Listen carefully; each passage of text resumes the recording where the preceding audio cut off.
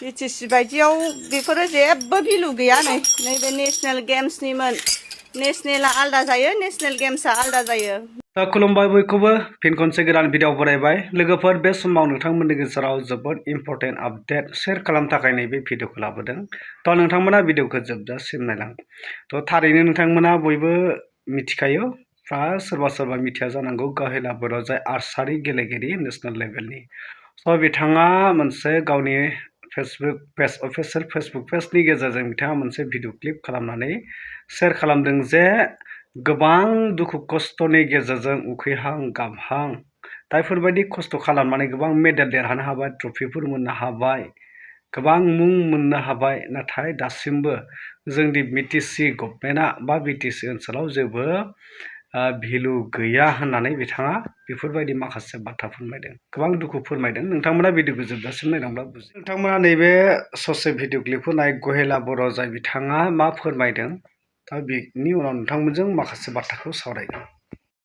मा खाजोराव होबावनो नोगोद खस्थ' सानसे साननै ओंखाम रसा नांनानैबाबो गेलेबोदोंमोन जेबो खामानियाव होआसै माथो।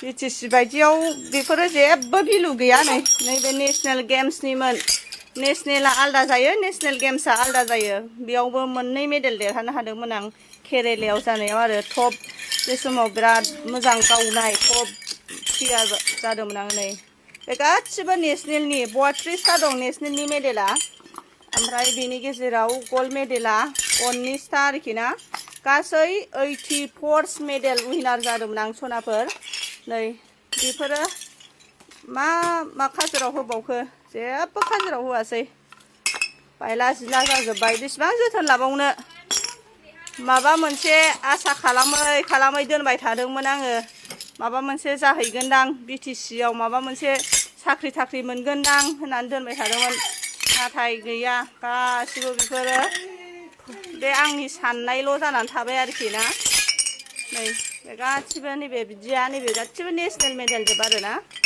बे नेसनेल मेडेल जोब नै नेसनेल गेम्सनिया गासिबो गाज्रि जाजोब्बाय सार्टिफिकेटआबो गोमालांला जोब्बाय आरोखि ना जोथोन खालामबाबो जेबो लाब जायासै ना ओंखायनो दुखु मोनो सनाफोर एसेबां सानथाम सानब्रै गाहाम ट्रेनाव ओंखाम रसा नांलांनानै एखमबा सिट गैया सिगांनाथ' सिट गैया बिदि जाखायोमोन सिट गैया मा गैया फायखानायाव थानानै गेम गेलेनो थांनाय बिदि जाखायोमोन आरोखि ना जोंनि माबायावहाय आन्दारावहाय जोंनि आमोलावहाय गासिबो नस्थ' जाजोब्बाय बिराद दुखु मोनो बै समखौ गोसोखांबाथाय मानो होनबा बिराद खस्थ' खालामनानै गेलेदोंमोन सानफा रसा नांफाखा 50 थाखा फैसा लानानै गोजान गोजान थांनानैबाबो गेलेनानै फैदोंमोन जोङो नाजादोंमोन गाव गावनि नाजानायखौ उन खालामनानै दोनाखैमोन आरोखि ना नै नस्थ' जाजोब्बाय मा खालामनो बिराद दुखु मोनो आरोखि ना आङो ओंखायनो जोंनि बिटिसियाव बेफोरो जेबो भेलु गैया बेफोरखौलाय मानो बावब्रा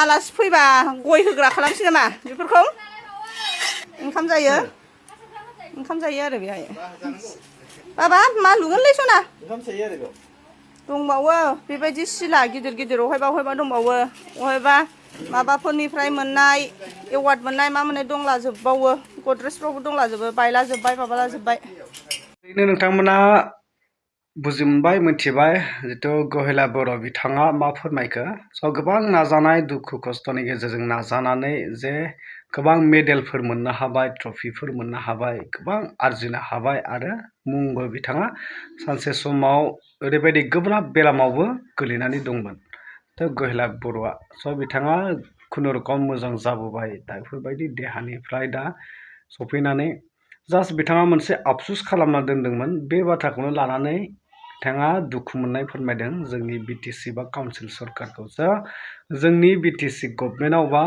काउन्सिल गभर्नमेन्टआव बेफोरबायदि सासे जाफुंसार सुबुंनि थाखाय जेबो भेलु गैया थ' माबा मोनसे बेबस्था राहा बेफोरबायदि खालामना होनो हाया जोंनि बिटिसि सरकारा बा काउन्सिल गभर्नमेन्टआ नैबे बाथ्राखौ लानानै दुखु फोरमायदों।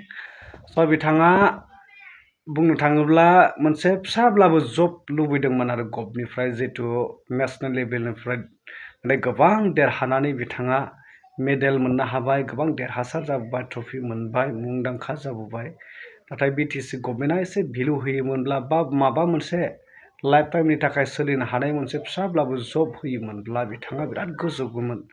दा बेफोरबायदि बाथ्राखौनो लानानै बिथाङा नैबे बाथ्राखौ फोरमायनाय जादों। थ' बे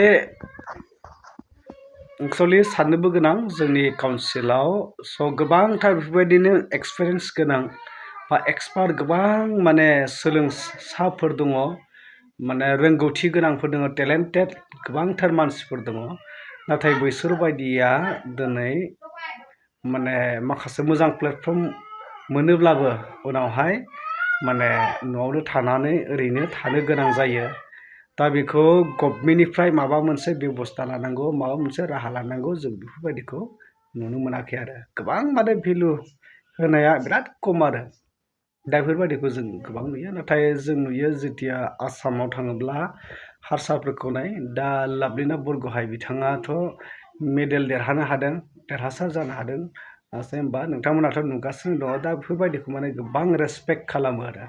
दा गुबुन जाथि जाय हारसाफोरा आसामाव माने आरो गभर्नमेन्टआनो बिसोरखौ आखायाव लायो। नाथाय जोंनि बर'फोरखौ दा गभर्नमेन्टआ बेफोरबायदि आखायाव लानाया फ्राय बिराद खम।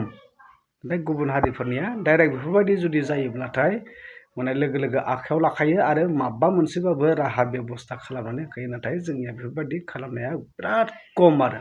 दा बेफोरबायदिखौ जोंनि BTC बा काउन्सिल गभर्नमेन्टनिफ्रायबो जि हायो, जि राहा दङ, जि बेबस्था खालामनो हानाय एसे एनै जुदि अनसुंथाइ होयोब्ला, माबा मोनसे लाइफ टाइमनि बेबस्था खालामनानै होयोब्ला बिराद मोजां जागौ आरो जोंनि काउन्सिल गभर्नमेन्टआबो। दा बेफोरबायदि। दा बिनि सायाव बांद्राय बाथ्रा बुंनो सानाखै। नोंथांमोना बिनि सायाव मा फोरमायनो सानो कमेन्ट खालामनानै कमेन्ट सेक्सननि गेजेरजों फोरमायदो।